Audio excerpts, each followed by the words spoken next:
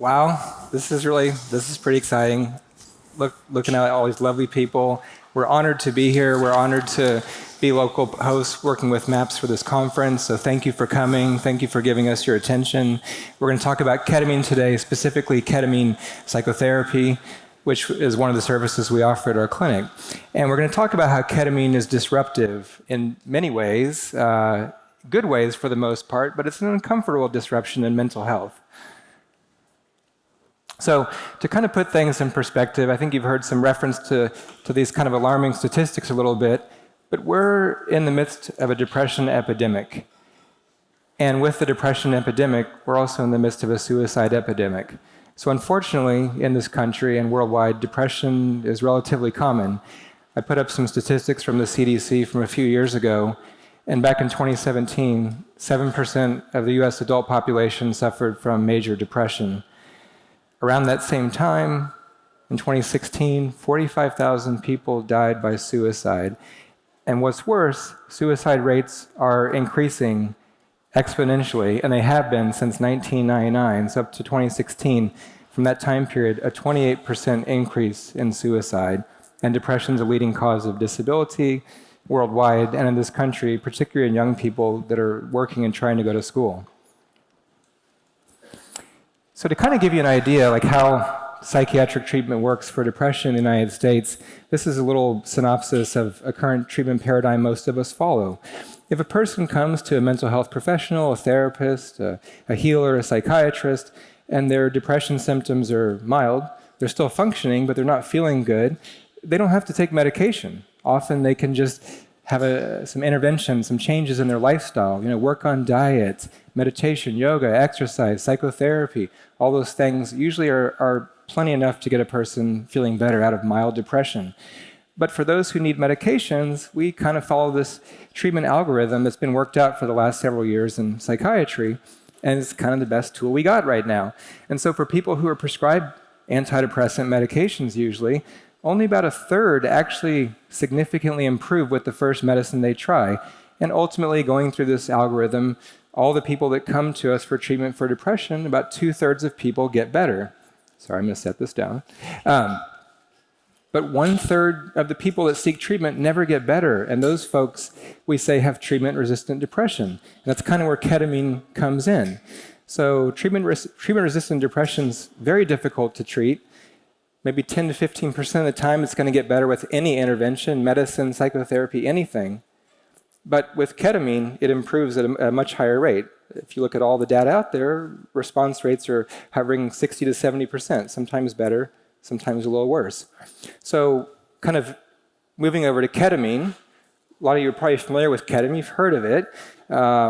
But what is it in medicine? So in medicine, it's been around for a long time. It's an old drug. It was synthesized by Park Davis in 1962, got FDA approval for general anesthesia in 1970. And it's still widely used. People often say, well, isn't that a horse tranquilizer? Isn't it used in veterinary medicine? The answer is yes, but it actually is widely used in adult medicine still, particularly in pediatric population. It's on the World Health Organization's essential medications list and has been since 1985. And part of that is because it's inexpensive, it's safe, it can be administered in the battlefield, it can be administered in third world countries with few resources, so it has some good use in medicine. We could have a whole talk about the biochemistry and the mechanism of ketamine. I'd love to go into that and geek out on that for everybody here, but I'm just going to focus on a couple quick things. One of the most important facets of its mechanism is it blocks a receptor in our brain called the NMDA receptor. And this NMDA receptor modulates a neurotransmitter called glutamate. A lot of people haven't heard of glutamate. People usually just hear about serotonin, dopamine, norepinephrine. Well, it turns out glutamate's very important, probably to mood, but also to learning and memory. And ketamine also stimulates this other glutamate receptor called the AMPA receptor. And the AMPA receptors are fascinating. It's thought that when these receptors are stimulated, it leads to neurogenesis, like healing of nerve cells that have been strained from years of stress and chronic depression. So since we're talking at a psychedelic science summit, what is it that makes ketamine psychedelic?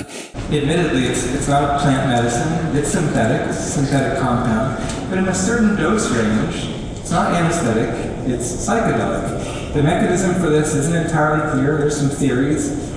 But in each of the boxes, you can see common descriptions of what people say about their experience after having a ketamine psychotherapy session. Particularly specific to ketamine, once the dose is high enough, people experience ego death or ego dissolution, and sometimes rebirth of the ego, rebirth of the self. People have intense visions that are often compared to dreamlike images. People feel that they become a non-physical being. People become things like water, rocks. It's fascinating substance. Quick contrast, how is ketamine not like classic psychedelics? Classic psychedelics being LSD, DMT, psilocybin. Those classic psychedelics stimulate a particular receptor in the brain called serotonin 2A. It's called 5-HT2A. Ketamine doesn't do that. It might have very minor effects on this receptor, but it's very minor. It doesn't really explain its primary mechanism, particularly the psychedelic effects. What is really interesting and has been written about quite a bit is at the highest peak doses used in psychotherapy, people often compare their experience to a near-death experience. And I put on the bottom of the slide some of the typical characteristics of a near-death experience, which sound also a lot like ketamine experience. You've left your body. You feel that you have died. You no longer exist. There's an ineffability about the experience. It's very difficult to articulate and describe, which is kind of where the psychotherapy comes in to help you put meaning and words to your experience. Ketamine is also disruptive because there's a lot of fear around ketamine. People are worried that people that take ketamine are going to become addicts, that it's going to harm them. It's not without risk, but I will say, for the most part, ketamine is a very safe substance, a very safe medication. It's been used extensively in anesthesia for almost half a century. One study that I put up here was a summary of 70,000 anesthesia cases, and in this summary, there was only one fatality. And these are all people that received ketamine during surgery, and the person who died had a lot of other medical comorbidities, a lot of medical problems. Side effects are generally mild with ketamine, and they wear off quickly once the substance is gone, in a couple hours usually. But most people universally experience dizziness, lightheadedness, dry mouth, and of course dissociation, which is very, very specific for ketamine. It can be abused. I do want to tell people that. It's not without risk. But if taken as medically prescribed, as recommended by a therapist or a physician or a healer, it's not typically an addictive substance. And almost 100% of patients, greater than 95% of patients in our clinic stay on ketamine until they complete their treatment. That is not true for SSRIs or mood stabilizers or antipsychotics. Those medicines do help people, but they come with them lots of baggage of side effects. And people stay on ketamine, which tells me they don't mind taking it. It's easy to tolerate. Ketamine is unique in that it can be administered by many different routes of administration. At our clinic, we primarily use the intramuscular route. So we give people a small injection, kind of like an immunization right here in the deltoid muscle. We sometimes use oral lozenges for psychotherapy. A lot of clinics around the country use the IV route. It can be taken intranasally, subcutaneously, and it's not very popular, but rectally. So before we transition to Andrea and talk about the psychotherapy with ketamine, which is the best use of ketamine in our opinion, so how is ketamine disruptive? I think you kind of have a notion of this. It's disruptive because I'm a psychiatrist, but I'm working now with an anesthetic. That's strange. That's very uncomfortable territory for psychiatrists. Ketamine is psychedelic. I say like it or not. That notion makes a lot of people in medicine uncomfortable. It's something we have to work through and discuss. Ketamine's given in the office by an injection. Psychiatrists don't typically touch their patients. They might shake hands, and that's about it. We're coming out of a tradition of psychoanalysis where my colleagues are cold and detached. So giving a medicine by injection to your patients is just groundbreaking in psychiatry. And psychotherapy is not normally given while the client or the patient is experiencing an alteration of consciousness. That's disruptive.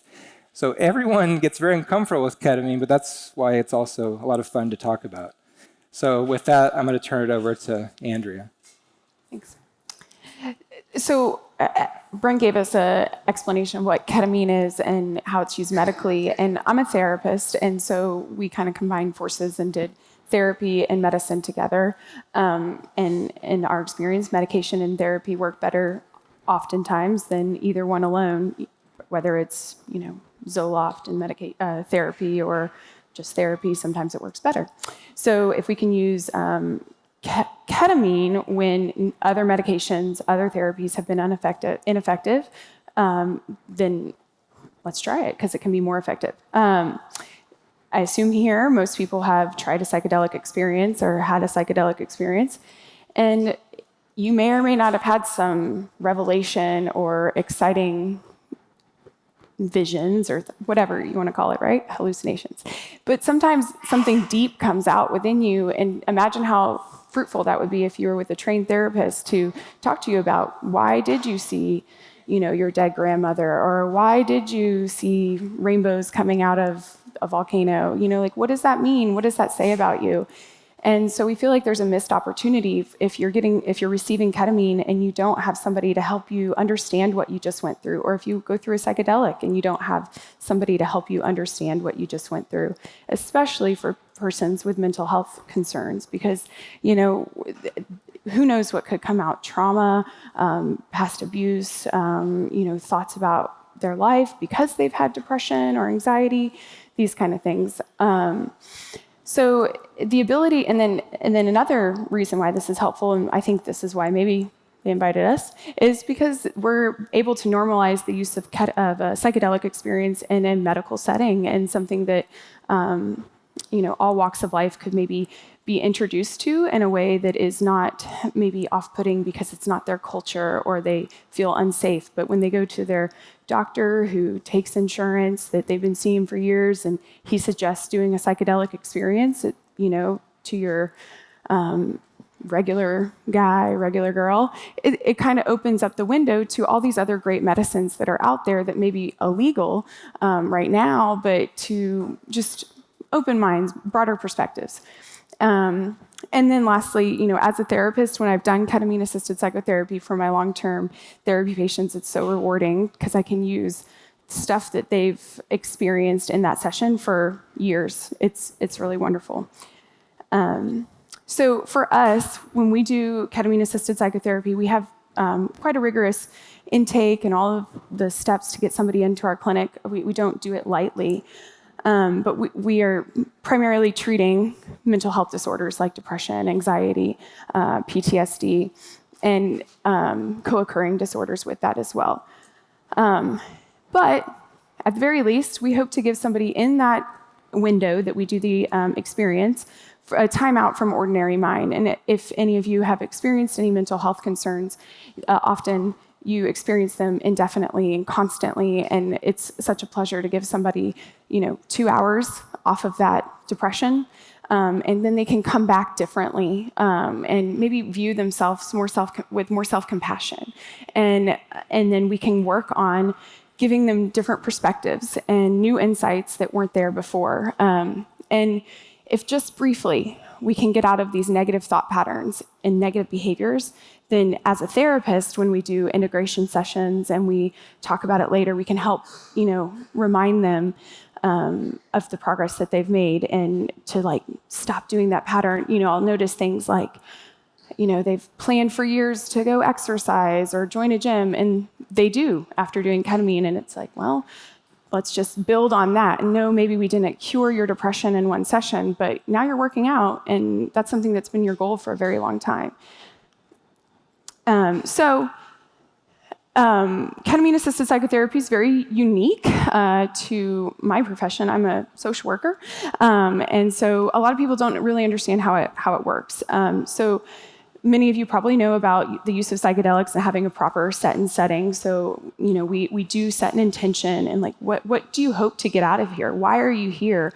And we also give them a clear understanding of the process because we don't want anyone to be alarmed or frightened or never come back. And this typically takes 1 to 3 sessions of discussion, depending on the person. The experience itself, when they come back in for a session, we reserve 2 hours.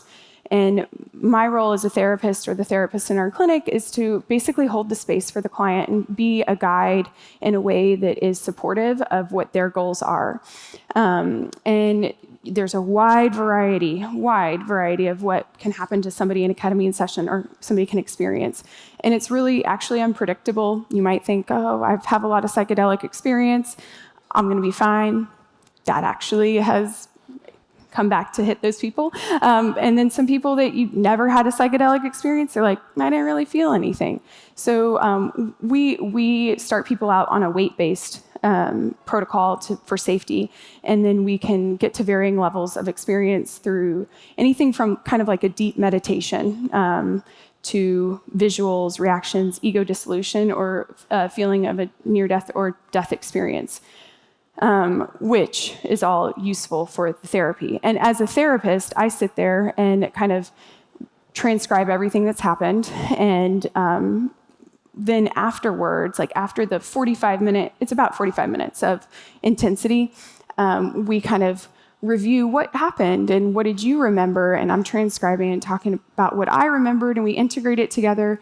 And then, sometimes and then we can kind of have just regular therapy, but your ego defenses are a little bit lower, so you're maybe more willing to talk about that stuff that you just saw, and so we can kind of really capture some really good meat, as we like to say in the profession.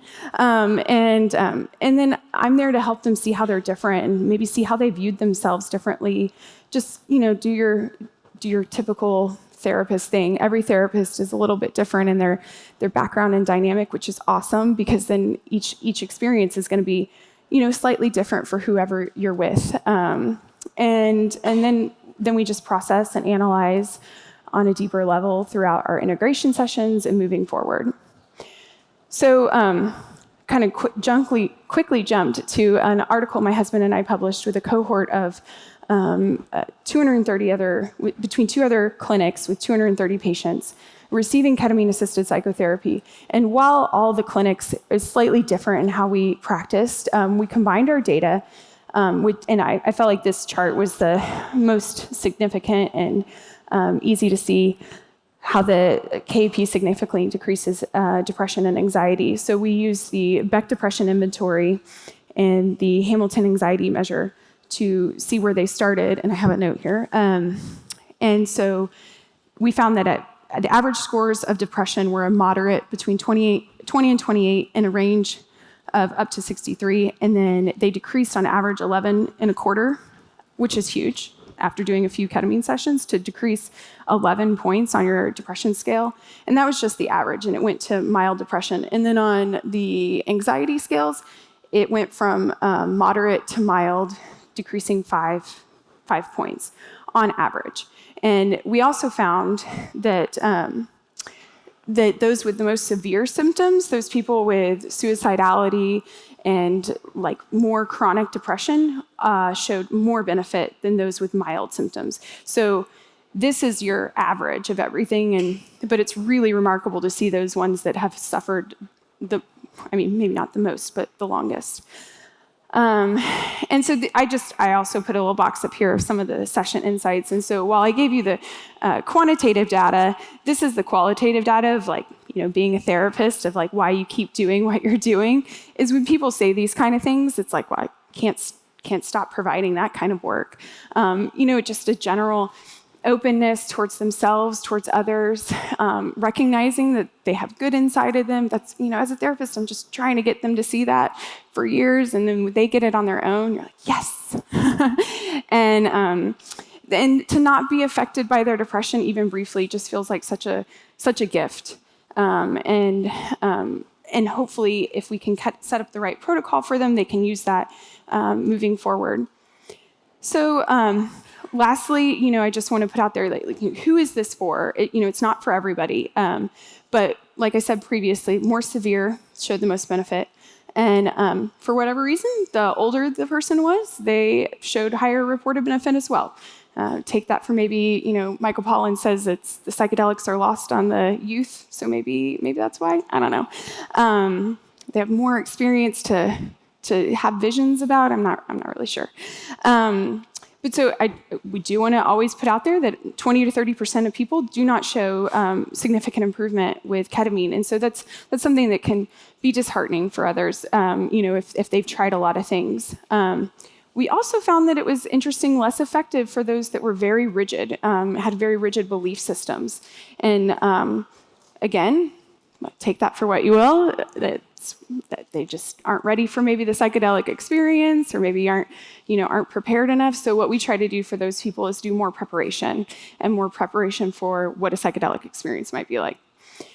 And so, again, why I think we're here is like this. We feel like that this increases the acceptance for other psychedelic therapies because we are a medical clinic. We're actually just on the other side of the river, just a mile from here, and we see.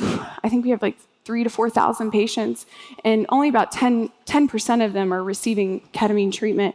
But people are talking about it, and they're asking us about MDMA, and they're asking us about what do you think about psilocybin, and all these things in a medical setting, which is kind of unusual to go to your doctor and say, how do you feel about me doing a mushroom trip? And you're like, sounds cool. Just talk to me about it, And we can kind of have the language that we need to guide them as best we can. And then lastly, we are doing research ourselves and trying different kinds of modalities.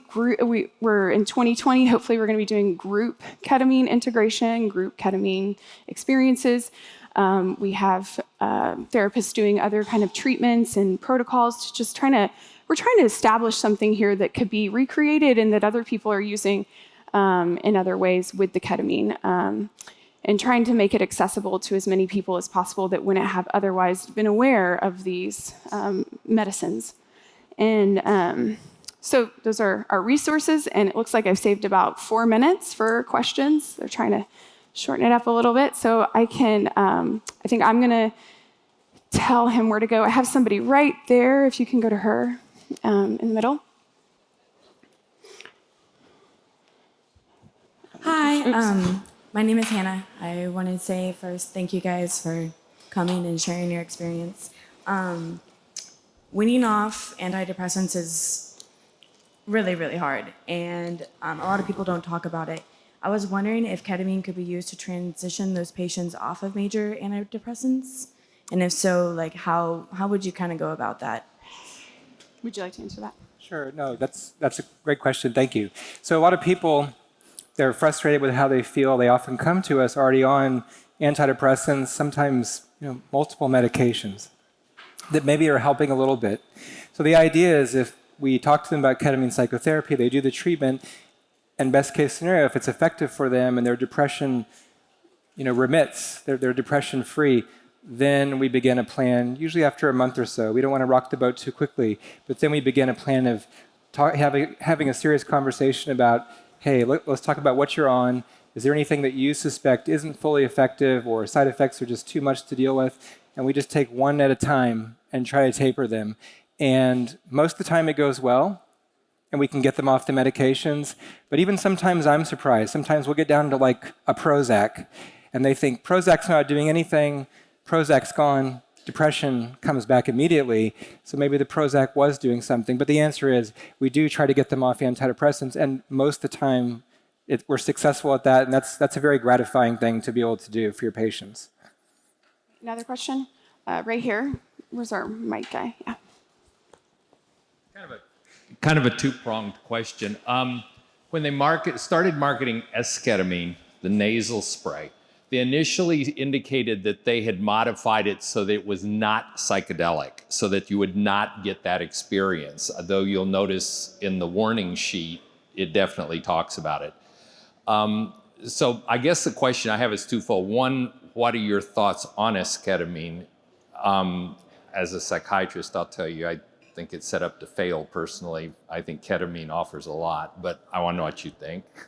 Secondly, how we've already addressed a couple times, how much do you think the effect of ketamine is dependent upon the psychedelic effect versus, I don't know, the neurochemical effect or, some effect of it so is it one of those where if you don't get that effect, you're not going to see the benefit of it in your patients, which then makes you wonder what was going on with esketamine?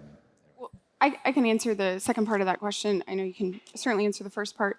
I'd say, so what I try to tell people, because people can get disappointed if they don't have a psychedelic experience and they were hoping for that, it's a little bit of both, right? Like the medicine is still in you. There's plenty of IV clinics out there that are helping people, and maybe they're not getting a psychedelic or they're not having therapy with it, and it works for them. So I can't say that it doesn't work, but we believe that therapy with it is so much better. And if you're going to do therapy with it, it's also really great to have them have that psychedelic experience. But I don't want to say that you have to and it will fail, because I don't believe that. But I do believe it makes it better. So, these are spot-on questions, like really relevant questions that are hot topics in ketamine community right now. So dovetailing on that real quick, there are a few studies out there that have basically proven the greater the dissociative effect, i.e. the greater the psychedelic effects, the more significant the antidepressant benefit, and often the longer the benefit lasts, longer duration of benefit. With S-ketamine, S-ketamine is a variant of ketamine. It's very similar, and you're right. The claim was maybe it would be less psychedelic, but not true. People absolutely dissociate on S-ketamine. The doses that they've approved, though, may not be as high as what we might give in a clinic with an injection, but it certainly has dissociative effects. Then there's the economic discussion about it. It's expensive. Then maybe insurance covers it, maybe it doesn't. I have a colleague in town that's working with it, and he says it gets paid sometimes. If it increases access to care and helps people, I'm all for that. But he says sometimes he's met with resistance from insurance payers to pay it. They don't always want to pay it. So luckily, I was able to talk my colleague into considering ketamine. So now we have another ketamine provider in town, which is wonderful. It's hard being one of the few ketamine providers. So S-ketamine, it's hard to, it probably is not more effective than ketamine. And interestingly, Janssen never did a head-to-head study of ketamine versus S-ketamine because they're probably, nervous about what the results might be. I think it can still help people. It's probably not a superior treatment. But it does validate our work, though, and it has got people talking about ketamine, and that's a good thing. I am grateful for that. Unfortunately, we don't have any more time for questions. I was supposed to leave time for one more, but we will be here. And like I said, we're down the street. So feel free to grab us to ask more questions. But thank you so much for having us and letting us be here. I know we're not talking about plants, but yeah. Thank you. Thank you.